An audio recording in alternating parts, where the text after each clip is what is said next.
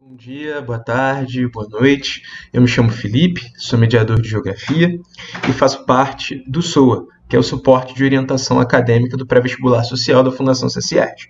Hoje, junto da mediadora Cristiana, nós ficamos responsáveis por conversar com vocês sobre cotas. Vocês estão vendo uma série de vídeos relacionados às orientações acadêmicas elaboradas pelo SOA e hoje o nosso debate envolve essa questão, que é um tanto quanto polêmica, mas é muito interessante e é muito importante a gente compreender dinâmicas que envolvem as cotas em aspectos históricos, em aspectos atuais e também dos nossos próprios direitos em relação a essas políticas públicas, ok?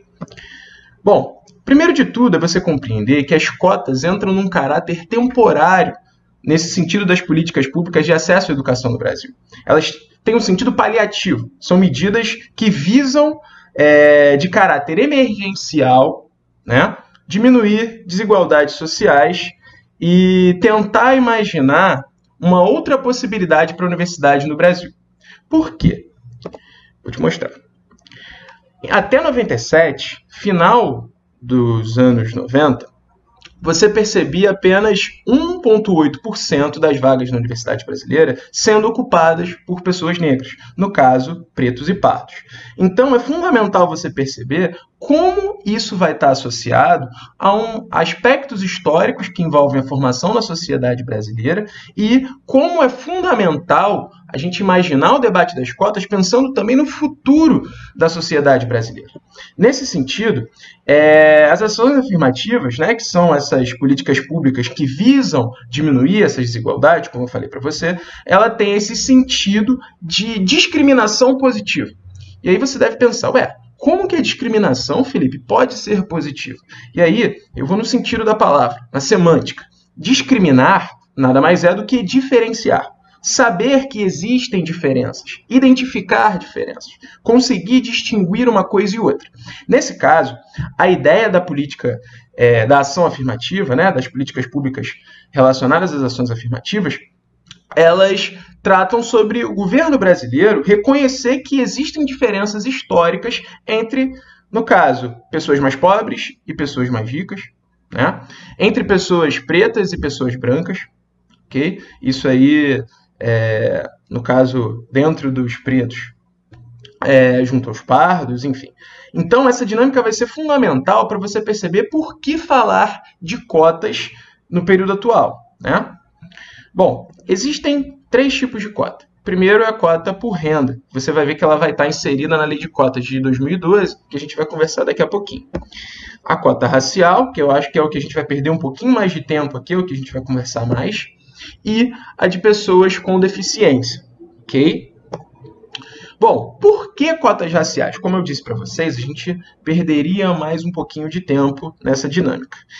Antes de falar em cotas, é fundamental você imaginar a história do Brasil e como o racismo está inserido nessa dinâmica. Você sabe, e imagino que os professores de história vão conversar muito com vocês sobre isso ao longo do nosso ano letivo, ou já estão conversando. Você sabe que no nosso território, a gente, principalmente por conta do processo de colonização, passou por questões um tanto quanto problemáticas, né? Primeiro com os indígenas e, posteriormente, com os negros escravizados, trazidos para o Brasil como escravos, né? Os negros escravizados. Nesse sentido, muitas marcas desse período ficaram na sociedade brasileira, como o racismo, por exemplo, que no caso nada mais é do que uma hierarquização de diferentes grupos humanos, como se um fosse mais importante do que o outro. E nesse caso, a gente percebe que um tem mais privilégios do que outros, né, por conta dessa dinâmica histórica. Bom, além dessa dinâmica da violência colonial, né, presente no processo de colonização, que junto disso você teve 3 séculos de exploração da mão de obra escrava, né, com o fim da escravidão, o Estado brasileiro, o governo brasileiro adota políticas públicas também de embranquecimento populacional, no sentido de atrair imigrantes europeus, numa tentativa de embranquecer a população brasileira. Isso eu estou falando de um recorte histórico muito recente, né, que está aí na faixa de 130 anos atrás, Ou seja, existe uma dívida histórica que vai estar diretamente associada a essa dinâmica das cotas, principalmente nesse sentido racial. Bom, para que isso fique um pouco mais explícito para você, aqui eu trouxe alguns dados, no caso, mais voltados para o acesso à universidade, de pessoas de 25 anos ou mais com ensino superior completo. Olha a diferença, esses dados são de 2007, tá? São dados do IBGE.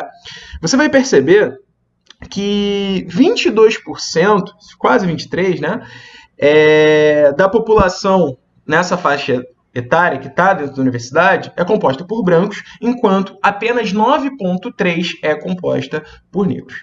Já é uma diferença bem grande, quase o triplo, né? Bom, nesse sentido, tem uma outra dinâmica fundamental que o IBGE também coloca, que é a média de anos de estudo das pessoas com mais de 15 anos. No caso, você percebe que os negros estudam por um período de tempo menor do que os brancos. E isso está diretamente associado a essa entrada na universidade. E não só a universidade, os períodos posteriores também, pós-graduação, enfim, essa dinâmica de estudo de maneira geral. E isso porque eu não trouxe dados relacionados ao analfabetismo que, enfim, também são bem evidentes e colocam para você essa dinâmica desigual de maneira muito explícita. Como funciona essa lei de cotas de 2012?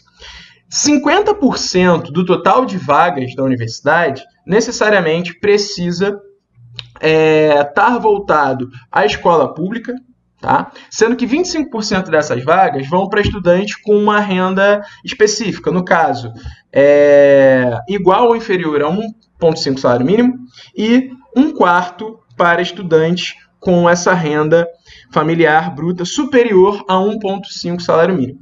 É interessante você perceber e você analisar essa questão, porque dentro da lei de cotas você vai ter a diferenciação entre negros e pardos, indígenas e PCI, como eu vou colocar, PCD, perdão, como eu vou colocar no próximo slide.